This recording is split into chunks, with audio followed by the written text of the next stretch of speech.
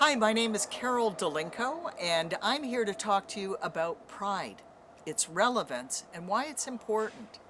I was actually the past co-president of Interpride, which is the International Association for Pride Associations, and there's a lot of them all over the world, but there haven't always been.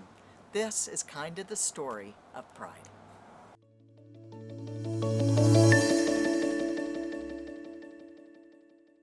Pride right now is one of the biggest celebrations that everybody recognizes, from the rainbow flags, like on my shirt, that they see waving in parades, but Pride wasn't always a parade. Pride in Canada actually started as a protest. Despite Pierre Trudeau, our Prime Minister, stating in 1967 that the government had no right to be in the nation's bedrooms, things didn't change quite so quickly for the gay and lesbian community. Across Canada, even in 1969, there were all kinds of protests, bathhouse raids, bar raids. People were arrested. It was a really serious time to be gay. You hid who you were. That's when things started to change, because the gay and lesbian community decided they weren't going to hide anymore. 1969, the Criminal Code of Canada changed, and that's when decriminalization of homosexuality became legal in this country. So things in the 70s started to shift. The city's gay communities joined together and said, on a certain day, we're all going to march proudly.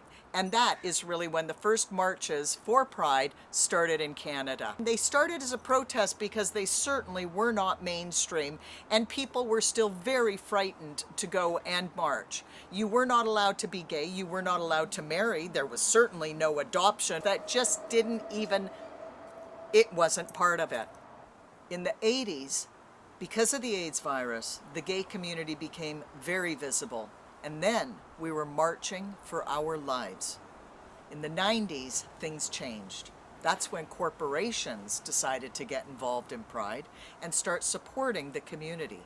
Ellen came out. Queer as Folk was on TV. There was a lot more community visible for everybody else, and that's how Pride became a little bit more mainstream.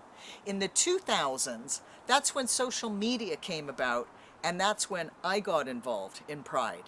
We started seeing through YouTube videos being posted around the world where they were not allowed to march for Pride. They were not allowed to be their authentic selves, and they certainly were not allowed to be visibly gay and out on the streets. That is when the Pride movement became a human rights movement, and we were marching to represent and stand as a beacon for folks all over the world. That is what Pride is today. Pride has become a place where you can be your authentic self and be one of the LGBTQ plus members of our community. Pride in Canada is really, we're a beacon for folks around the world, and one day hoping they might be able to have the freedoms and rights that we enjoy in our country. Today, in 79 countries around the world, being gay is a criminal offense. In 12 countries, you're penalized by death. So Pride is something we take seriously, and we are blessed to be able to march on our streets and be our authentic selves every day of the year.